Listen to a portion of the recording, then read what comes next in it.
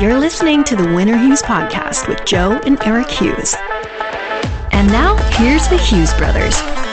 Welcome into a new episode of the Or Hughes Podcast, a Bay Area sports podcast that this season has had a heavy focus on the Oakland A's. I'm Joe Hughes alongside my co-host Eric Hughes. And Rick, we're kind of getting into a little bit of a lull with what's going on. It was so busy like 2 weeks ago with all the news in the reverse boycott and with what's going on in Nevada and the new stadium and everything. And kind of since then, things have been a little quieter, on the news front at least, which has kind of left this little lull.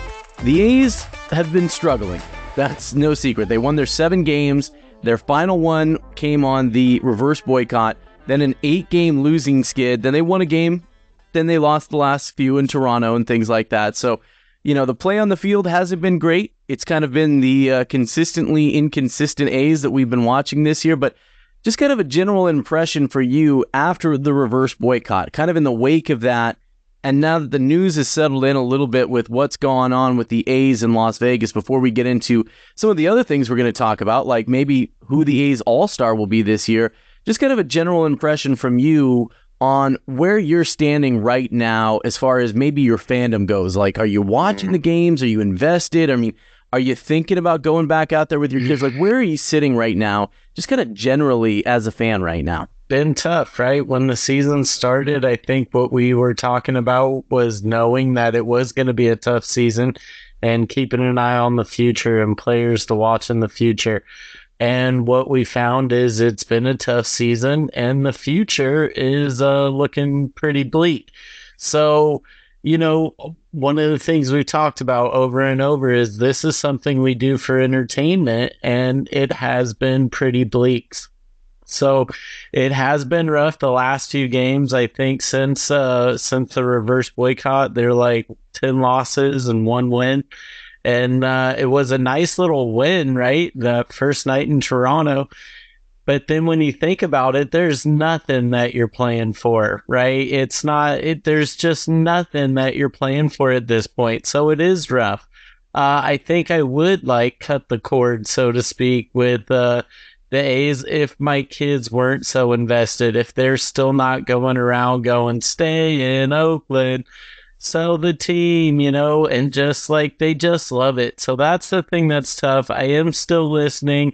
I am still, watching now and then. I'm just not paying as much attention as I was. I think really early in the year, one of the things we talked about was with the rule change and the pitch clock. It was harder to get distracted by your phone because things were happening so fast. And now it's on and it's background noise. But that's kind of how I'm seeing it now. How about you? I agree with you. There's some level of understanding that Vegas feels a little bit more like an inevitability. It's not totally done yet. There still are avenues for the A's to, be saved in Oakland, though, hearing from Rob Manfred again this week, not feeling very optimistic about that. But overall, there's part of me that's still just kind of having a hard time finding a way to let go. Because believing man, if they stay, I'm still really invested. I'll get right back into it. But it's also hard, especially in a season as bad as this, to really kind of find those things where you're latching onto, because like you said, it's about the future, right? And when a team is this bad, you're looking for the future for when they're going to be good again. So you can watch a guy like Esteury Ruiz lead Major League Baseball in stolen bases and believe, man, someday when the A's put it all together, that's going to be really fun to watch when he's a better player and has a better team around him. Ryan Noda, one of those guys. And it's hard to really feel like that invested if you feel like that future is going to happen somewhere else. And I know for A's fans, that's kind of always been the case, right? Even when Matt Olson and Matt Chapman or Marcus Semien or Sean Murphy, when they had their best success, you knew at some level it was going to happen somewhere else, most likely. But in between, you were going to have a competitive window. And I'm not sure if we're going to see the A's feel that competitive window again while they're still here in Oakland. So I think that that's one of the things that makes it tough for me personally, but I agree with you because the other aspect of this, it's the kids. I have fun. My daughter loves going out to the games, partly because she likes spending time with you and me, her cousins and everything. And the vibe that they had at the reverse boycott, which is not usually the vibe that exists out there. But that kind of atmosphere, especially if it's like a firework night or a drone show, she loves those kind of events. And it's one of those things where she's asking me to take her back out there. And she has no idea because I'm a good dad and I'm not showing her how heartbroken I am, like how much it pains me to want to do this. So you accommodate that request, but that's kind of where I'm sitting. It's the same for me, right? And so I did see that my local library had free tickets, so I went in and I got the tickets, right? So I don't know when I'll go. Maybe go the Yankees that's coming up here.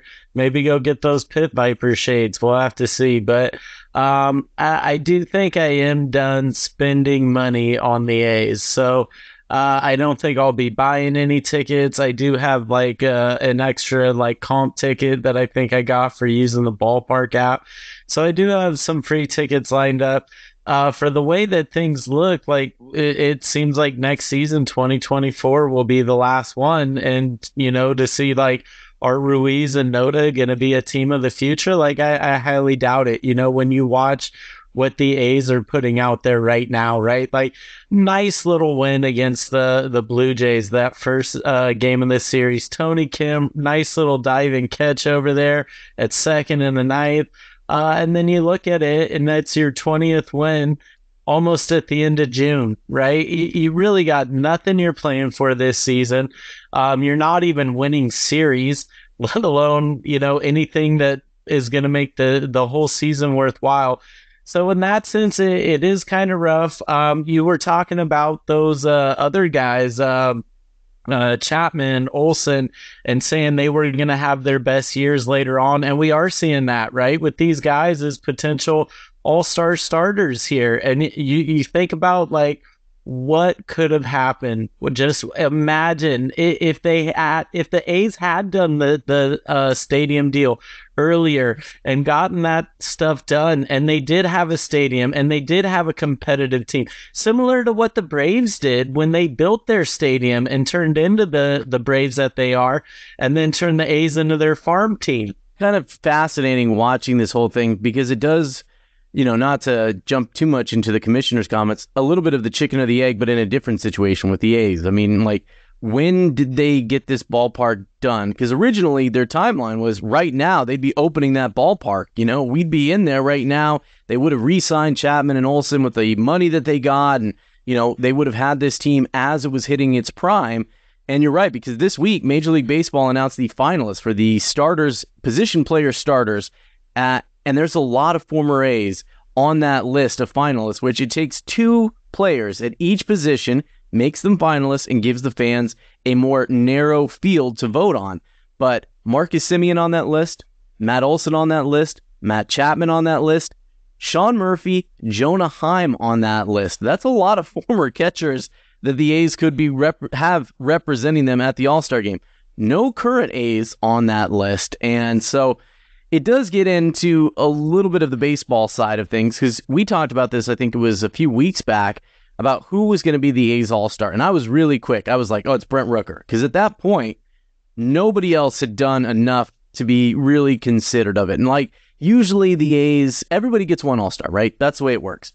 And usually the A's would get like a pitcher, a relief pitcher, like they find a way to kind of get somebody onto the roster. And for the A's, it hasn't really been that big an issue. Last year was Paul Blackburn. Everyone has to get one All-Star. And Brent Rooker looked like, man, he had just seized that role. He had that incredible April leading the way. He's leading OPS and had a lot of home runs and was in the middle of this order, even though for a bad team. And you're like, okay, well, that's going to be your guy, because it's not like we had a dominant closer, not like we had a dominant starting pitcher. But Brent Rooker has really struggled for the last month and a half. He's hitting right around the Mendoza line, right around 200 since the beginning of May, I believe. And he's really just having a hard time going through the adjustment period. And in that time, we have seen guys like the guy that you were on, which is Esteury Ruiz, really kind of come on. He leads baseball in stolen bases, which if you're just trying to fill out an MLB All-Star roster, that's a skill you would want, right? Even if he's just coming on as a pinch runner late in a game, the MLB stolen base leader is a guy. Ryan Noda over at first base, I think he's top 5 right now in on-base percentage, and he leads all rookies in on-base percentage. Other than that, I think you'd be really stretching to get another all-star for the A's. But what are your thoughts? Because right now, to me, it's a two-man race between Esteury Ruiz and Ryan Noda, the two impressive A's rookies, for who should be representing the team in the All-Star game. Thing about Ruiz is I just think he's really exciting. And the way that he just kind of turns it on coming out, I think he makes the defenders a little nervous, right? Because he's thinking too, as soon, he's not hitting for power at all. But with that speed, he's thinking too, where a lot of other guys, no way would they be thinking that. So I think it just changes that routine feel for the defender. And they're like, oh, this guy's got wheels. I've got to go make a play too. So I think it makes the defense nervous. And I think he's a game changer with that speed. At least he would be on another team. I think you're 100% right, because even if he gets on base with a hit by pitch, I think he's got 12 of them this year. He's leading baseball in getting hit by a pitch, the Mark Canha special. It feels like a double.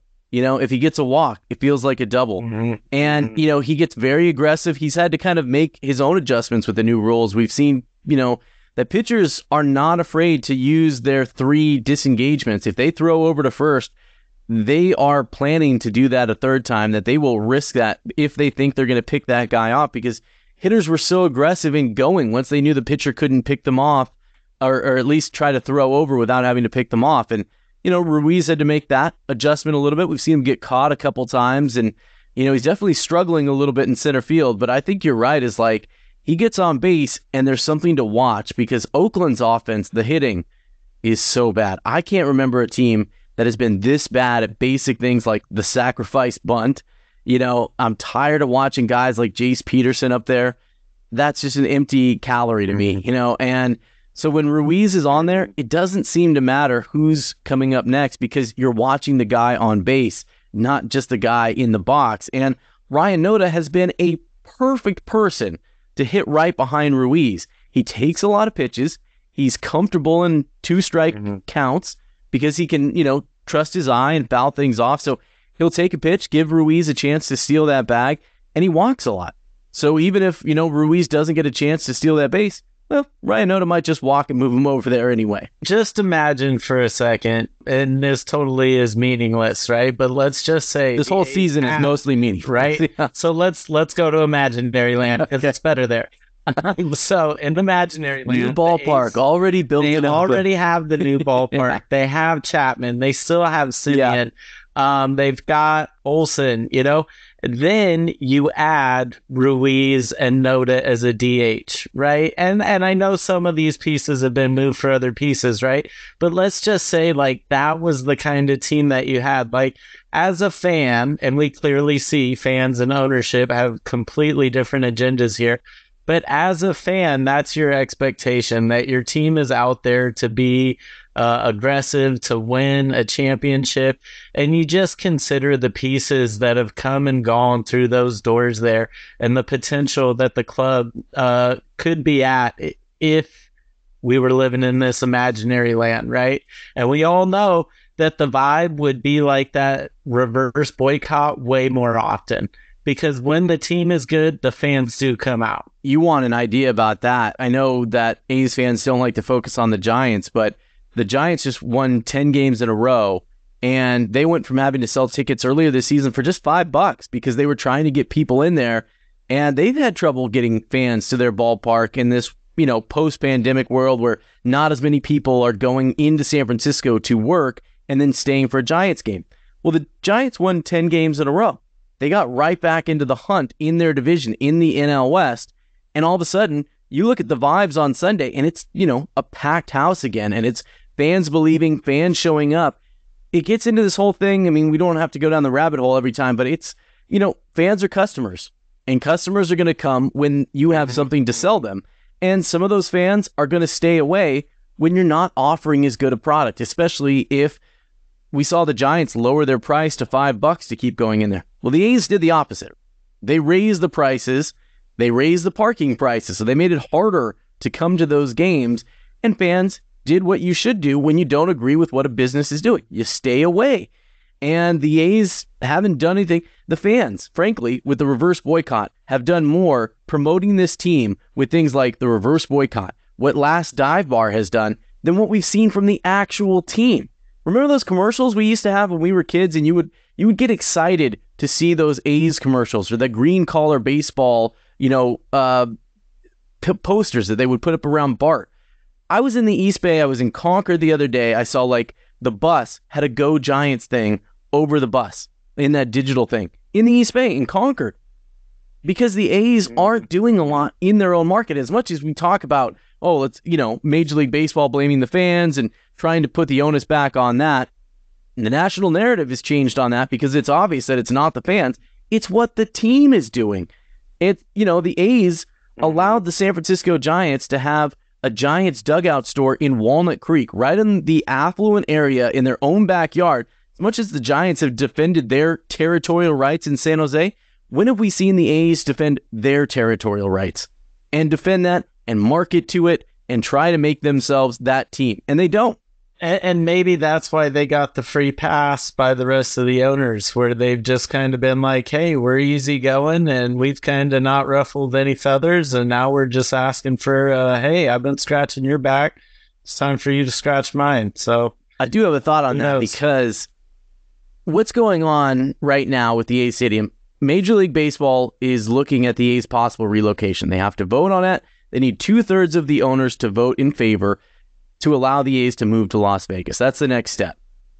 Now, the commissioner seems confident that the owners are also going to waive a relocation fee for the A's, which would be about $300 million. That's a lot of money that the A's would then have to pay the owners, and apparently the owners are willing to let that go. So why are the owners so willing to let the A's move without paying a relocation fee in a deal that would also leave the A's as a revenue sharing receiver? That means they get payments from the other teams, without any incentive to compete.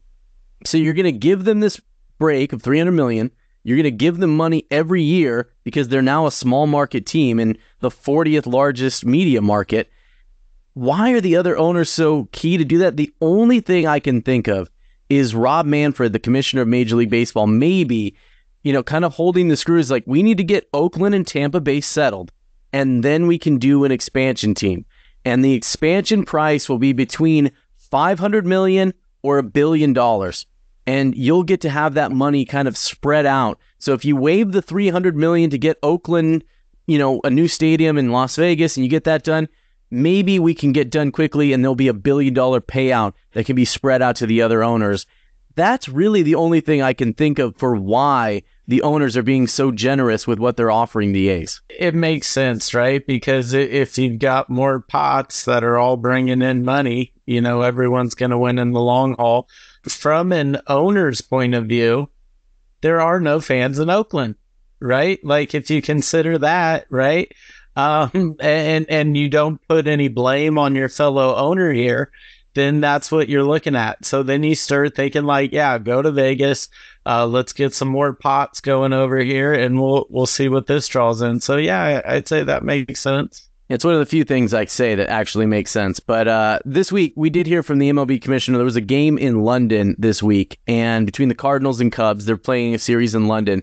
And somebody got to follow up with Rob Manfred about his comments from a week ago, talking about Oakland, and where he was kind of callous about the reverse boycott and, still trying to blame the fans. And here's what he had to say, that he said, quote, "My comment about Oakland was that I feel sorry for the fans.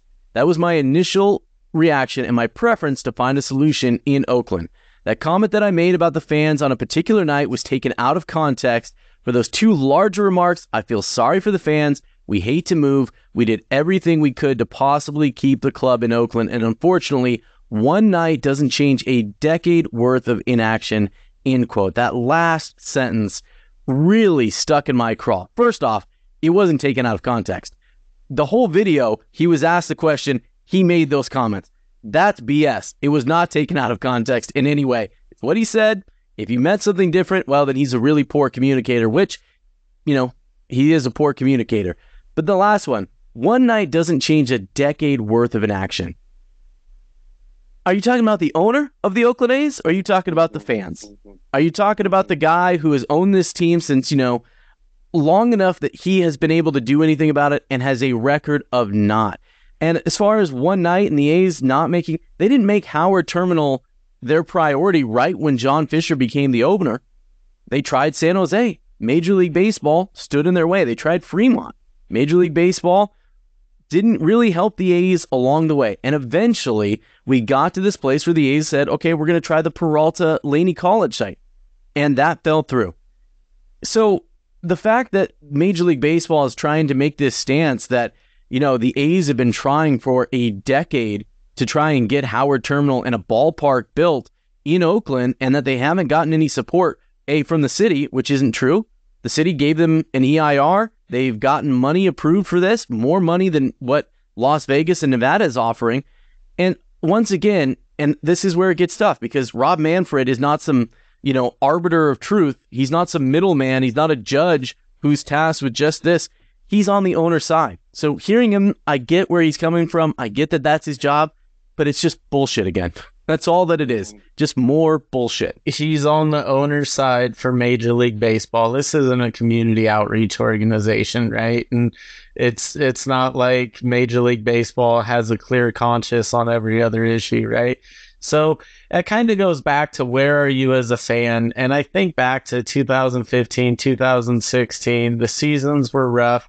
You did have an eye on the future. You did get some deals, right? We don't really have that, right? The other thing we had was a 49ers team that was going 3-and-out on every possession, right? So we can't really keep an eye on the future in Oakland right now. I mean, you kind of have to, right? Because like we've been saying, till the shovels are in the ground, anything's possible.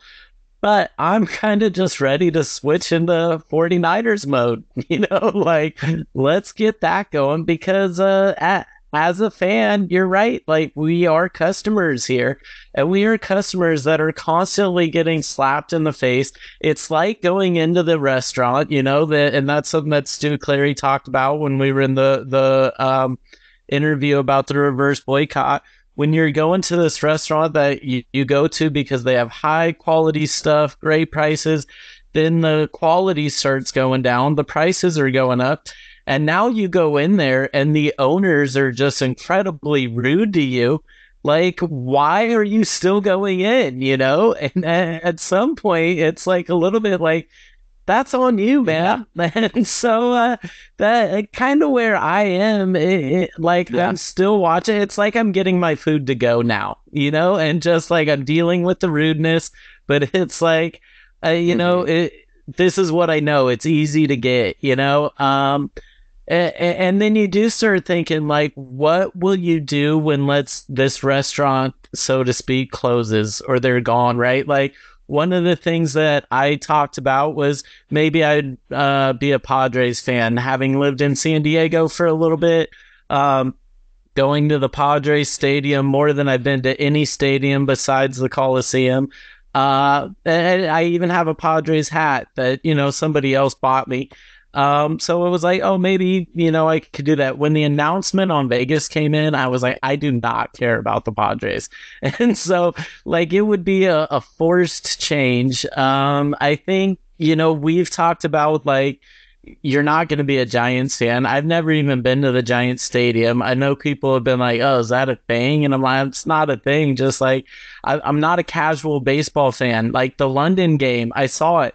Cubs Cardinals, usually a pretty good series. Mm-hmm. Sometimes you watch a little bit. I saw it was on. I'm not watching it, and so it's like, I'm an A's fan. I try and watch A's baseball. When A's baseball isn't good, I don't get that same joy by watching other baseball, Even when they're casual, they watch it through the lens of how it impacts their team, right? Like, you watch a game maybe between, say, when the Astros were good and you're watching the Yankees and the Astros, when the A's are in the wild card hunt. That game's more interesting if your team is in the hunt and the outcome of that game has an impact on your team, right? Like, that's kind of the slant.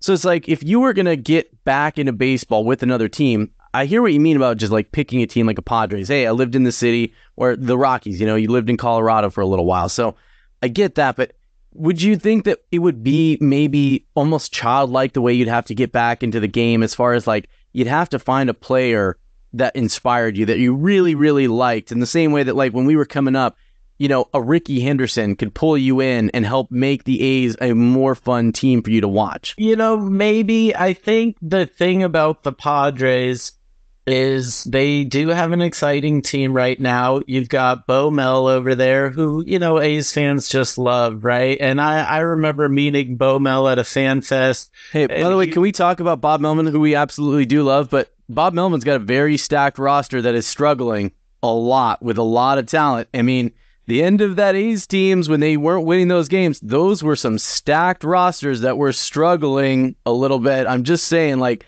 I love Bob Melvin. I love what he did for the Oakland A's, but I mean, at some point, it's a new franchise and you've got a way bigger budget and you're having the same issues you had when you had that shoestring budget, which means you're not going to get that same pass, That goes back to I'm not a casual fan, so I have no idea what the Padres record is. I'm more going over their they're Connect. Right around 500, man. Yeah, I'm going over the big name players that they have that you can go root for and go see. And they have some cool City Connect uniforms, so that's what I'm going with there. What I thought was the Padres and the A's had so much potential to have a cool rivalry, like the Battle of Second Cities, like Oakland being the second Northern California city and San Diego, not as big as LA. So I just thought there was so much potential for that. I know there are different leagues and things like that. Yeah, but under the new balanced schedule, everybody plays each other now. Every year you play every team. And so it's every other year. What I was looking forward to is trying to get into a pattern where we could go visit places that you wouldn't maybe ever think about going. Would you ever go to Pittsburgh? I think it'd be kind of a fun little weekend to go and watch the A's play and, go check out Pittsburgh or something like that, where otherwise I wouldn't think you know what? I'm doing a getaway. I'm going to the Boig. I'm going to go see what Yin's guys are all about. I'm going to go have some Iron City beer and see what's going on in Pittsburgh because it seems like a cool place. But my lens through Pittsburgh has always been sports focused, whether it was the Steelers and, if the A's were taking me out there, would I go visit Pittsburgh? Sure. Would I go visit a St. Louis? Otherwise, probably not. I know that they've got a lot to offer, but if I'm going to go to a Milwaukee, I'd go visit because the A's were visiting, I was excited to do something like that, maybe. It was something I was thinking about earlier, kind of similar, kind of changing it, but I think you have been to fewer stadiums than I would have expected you to have been to. I've been to more National League West ballparks than American League West ballparks. I can tell you that. For somebody, and part of that's because I covered the Giants for so long professionally, and that's a big part of why have you been to Chavez Ravine? I haven't been there, but I've been to Colorado, San Diego. We went for that series against the A's, which actually was a weird series because there were so many Bay Area people showing up for A's and Padres. You had a lot of Giants fans there because it was just Bay Area fans were like, hey, where's my Bay Area people? Who's from the Bay? We're coming out there. I have been to Arizona's ballpark. I've been to the Diamondbacks ballpark at Chase Field. I haven't been to the Dodgers. I've been to the Giants, obviously. And I've been to Candlestick. And, I've been to more AL East parks. I've been to Fenway, I've been to Old Yankee Stadium, and I've been to New Yankee Stadium. So I've been to those kind of ballparks. But yeah, I have not become a baseball stadium tourist where I've gone to all these things. I mean, we were just in Miami and I went and checked out the Marlins. I went and checked out Marlins Park, but not when they were playing the A's, but it was just earlier in the year when I got a chance to go check that out. It's going to be interesting to see what comes next as far as how fandom develops, because right now I'm having a hard time personally connecting. The team's not doing themselves any favors, right? Because outside of the guys that we're talking about, a Ruiz or Ryan Noda, Mason Miller's hurt right now, so you can't get excited to watch him. Tyler Soderstrom's not up. Zach Gelof's not up. So, what I saw a lineup the other day that had, Tony Kemp, who we do love, Jace Peterson, Aletmus Diaz. You're looking at some of these guys and just thinking okay, why am I watching this game? Because this is a bad team. They've got 60 losses already, and we're not even at the end of June. And these guys aren't going to be here by the time the A's are good next. That's what part of the reason I still find myself listening, and I love to listen to it on the radio. But it's summertime, driving around with the windows down, with the game on, but that's one of the things that I love too, is listening to Ken Korak. No disrespect to anybody else there, but Ken's my favorite, And so with him not being there, with the team being awful, and I know Ken is probably just like took a road trip off or something like that. Not that he's, not going to come back or anything, but it's just, it's all that these aren't the reasons that I do it. These aren't the reasons that I watch. These aren't the reasons that I listen. And so it does become harder, but I still do it out of habit. And, but the same reason, just like we didn't get into baseball, we've been joking about this, to learn this much about Nevada politics, to like sit there and then have to actually do the research to wonder, is like, okay, now that the financial package has been approved by the legislature, what comes next in this process? And be like, okay, so there's a chance you need this many, you need like, 100,000 signatures. Okay. And you need 25,000 from each county to be able to get this on the ballot in 2024.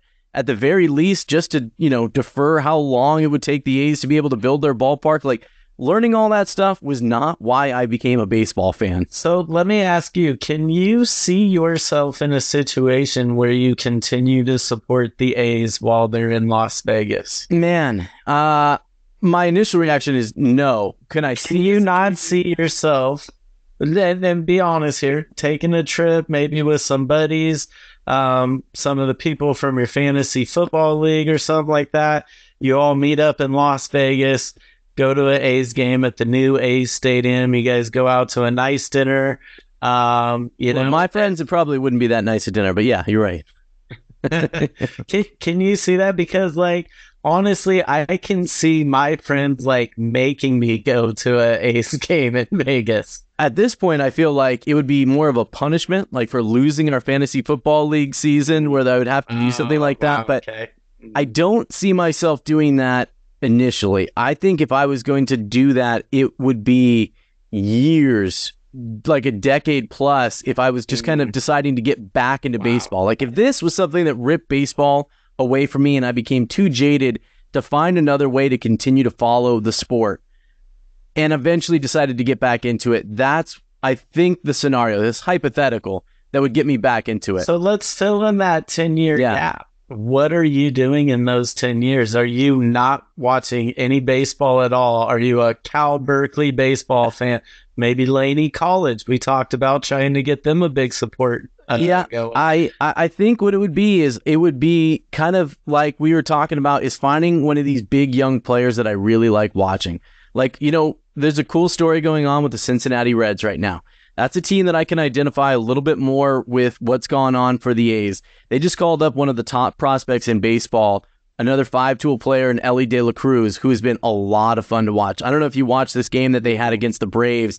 They had this back and forth game going. Joey Votto had a pair of homers in that game. I think De La Cruz hit the cycle, Also, really cool City Connect jerseys again. Those were really like cool. The C on the helmet that pops up, and you're looking at a team that was pretty much in the same position the A's were last year. Remember, they were selling off their best players, but they also had a deeper farm system, and they're right now, as of Sunday, leading the National League Central, leading the Brewers, leading the Cubs, leading the Pirates, leading St. Louis, leading these other clubs. And so it would be like maybe either season by season, or a player that gets me invested into a team that like I develop a rooting interest, and then over time maybe becoming a fan of that team. But I think that that's part of it, is like there's no quick way to just snap your fandom down and start on that same level with another team. And also, starting with another team feels a little exhausting if you don't know that other team's history as well.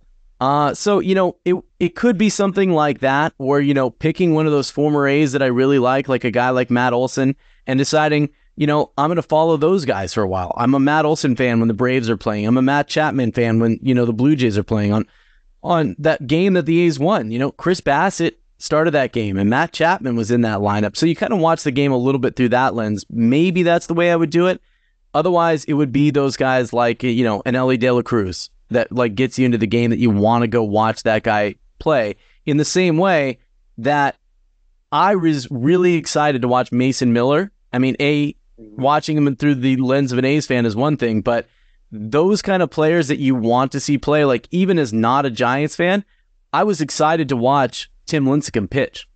That was a lot of fun to get to go do. And one of the best pitch games that I've ever been to, and I've been to a perfect game, was watching Tim Lincecum against the Braves in the playoffs. And it was just one of those things that really made you appreciate the skill regardless of, who's in the uniform. It's just that there's going to be those players that always stand out. And, a Shohei Ohtani. I'm not an Angels fan, obviously, because we've had, the tension and rivalry with the A's and Angels for a long time. But am I going to watch Shohei Ohtani if he leaves the Angels and still watch him with awe? Yeah, even while he's an Angel, I watch him with awe.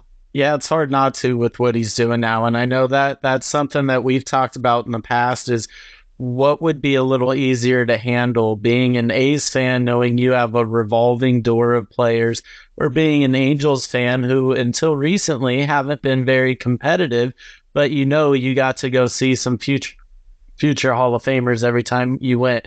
And sometimes you got to see Pujols, Trout, and Ohtani, right? But now what you're seeing of Ohtani is just absolutely mind-boggling, historic, which he's already been on that kind of run, right? But now they've actually got some baseball that is meaningful to back it up. So I guess, going back to that debate that we have, I would take that kind of fandom where you get to watch some Hall of Famers and they get to take a team that's rolling, because we're still in imaginary land, because it doesn't look like Oakland's going to have anything but imaginary baseball much longer. And the Angels have been a sleeping giant with all their resources in this division. It's been the A's when they've been good. It's been the Astros recently have dominated that division. But, the Angels are a sleeping giant. Like you said, they're good. And you can see that they're making moves to try and stay competitive, to make their roster a little solid. Not that they're planning to go beat every team 23-1 like they did against the Rockies earlier this week, but that's an Angels team that, if they invested wisely, would be a scary team with all their resources, and that's kind of been something I've always been grateful that they haven't been a well-run organization like the A's have, because with the resources that they had and the A's kind of way of doing business, that would be a really scary kind of team. But fascinating conversation, man. I'm definitely going to be thinking about my fandom this week and what comes next. And Rick, I appreciate getting to talk to you every week, because definitely helps a little bit going through the struggles of what's happening here with the A's. You can find us on social media, on Twitter at Win or Hughes. You can find me at Vegas Joe Hughes. New episodes every week. Make sure to like and subscribe. Thanks for listening to the Win or Hughes podcast. Make sure to like and subscribe.